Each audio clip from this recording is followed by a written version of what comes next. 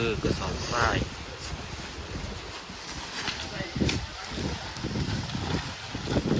คลิป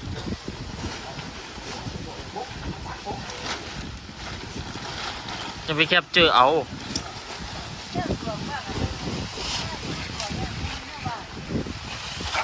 นี่คือการขนดินทรายเพื่อจะไป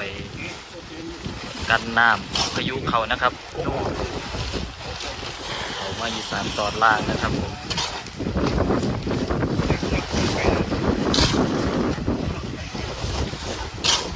ขณะนี้เขาอยู่ทางงานป้องกันเทศบาลตำบลพะนานะครับผมในการขนดินทรายใส่กระสอบทรายเพื่อเอาไปกันน้ำนะครับผม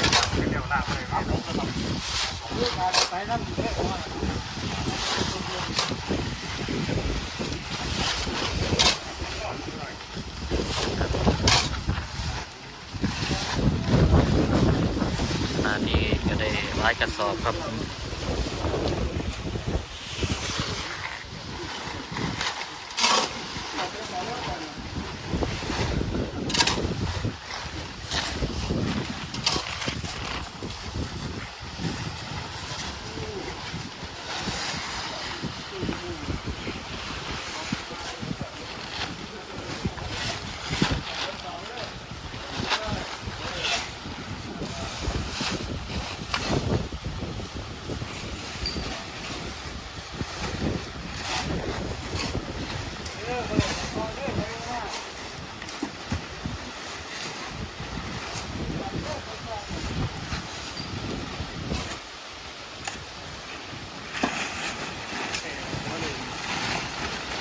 ไม่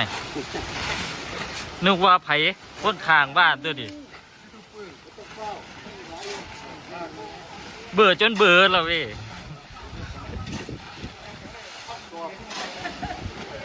จักสอบเกาะสวัสดีครับนี่คือช่องอาวุธนะครับผมมือนี้ดารามาหลายคนอยู่ดอกดาราคนกระสอบทรายครับผมเขาจะเอากระสอบทรายไปใส่เกาะฮะพกสปูวิธีไม่ทางนั้นท่วมเราบอกครับไกลล่ะไม่ไปนั่นได้อยู่นี่ไม่นะครับนี่เมื่อนี้พายุเขานะครับพายุนูรูครับนูรูในรูฮะในรูหรือโน่ก็ไม่นูมันโมมามันบอกมันโมมามันมายีรีตี้ขณะนี้เฮากำลังพายกระสอบทรายนะครับผม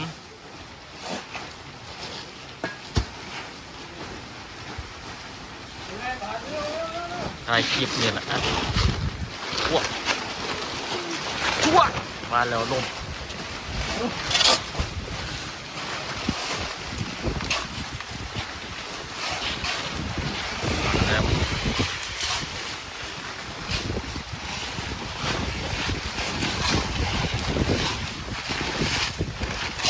ไม่ได้กระสอบได้จะกระสอบแล้วปืน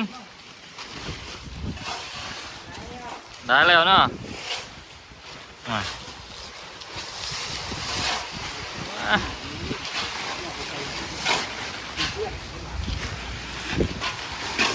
ครับทีมงานเดือดบันพะนาก็กับสถานีตำรวจภูธรพะนานะครับผมในการขนดินทรายนะครับผมช่วยเหลือผู้กระทบผู้ทุกข์กระไพนะครับผมหรือน้ำท่วมครับป้องกันไว้ดีกว่าบ่ป้องกันครับผม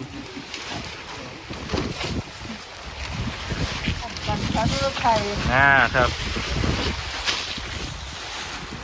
ท่วมนักหรือว่าท่วมนักเตรียมไว้ก่อนครับผมอันท่วมมากมันจะสียากนะครับผม ฮะ นูรูไม่มีรู โนรูไม่มีรูมันก็มีรูล่วงแล้ว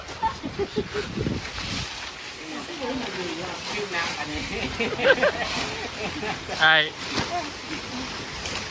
เขาไปเบิ่งได้เด้อครับอยู่ช่องอาวุธไทยพะนาครับผมแคปรูปในนี่ก็ได้ครับรูปแบบ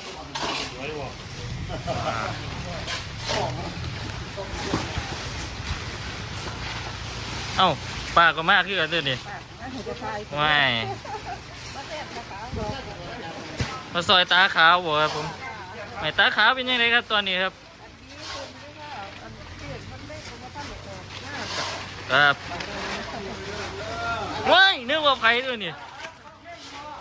โอ้ย เอาลูกเรือของเมื่อ ไปครับแล้วล่ะตัวไม่จักปูเลยเจ้าที่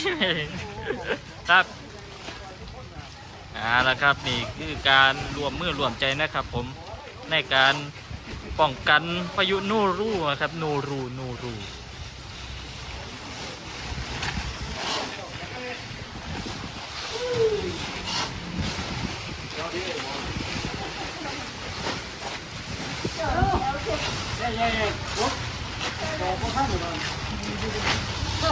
ครับ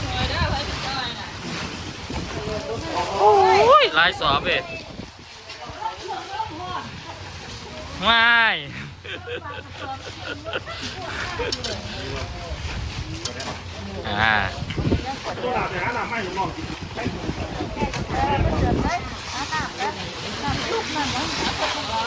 น้ำโคกก็ได้พี่แว่น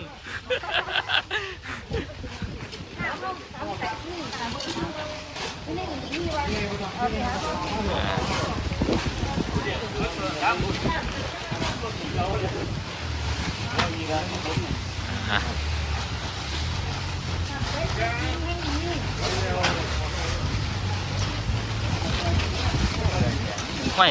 ไฟผูกเชือกบอกครับผมครับผมโอ้ยผูกเชือกนะครับผมไฮใส่กระสอบแล้วผูกนะครับผม เชือกฟางครับ เชือกฟางนะครับแล้วครับ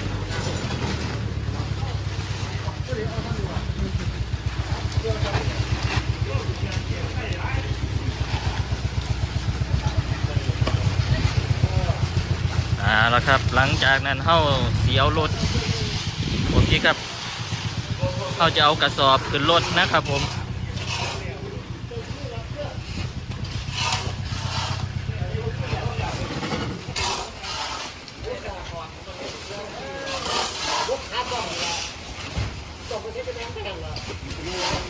ครับคน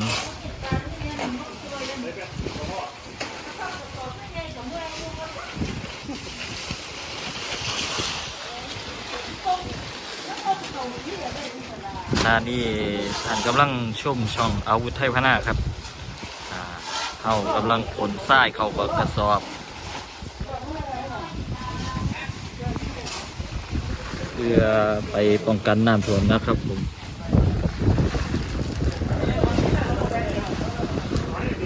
เอาละครับขอจบคลิปเพียงเท่านี้แล้วพบกันใหม่ในคลิปต่อไปนะครับสำหรับการรายงานพายุโนรูนะครับที่เข้ามาอีสานตอนล่างหรือภาคอีสานเท่านะครับแถวอุบลอำนาจสุรินทร์ศรีสะเกษบุรีรัมย์นะครับผมเอาละครับจบเพียงเท่านี้เราพบกันใหม่ครับกับช่องอาวุธไทยพะนากดไลค์กด Subscribe แล้วกดกระดิ่งเพื่อบ่พลาดช่องทางในการรับชมครับจบเพียงเท่านี้ครับ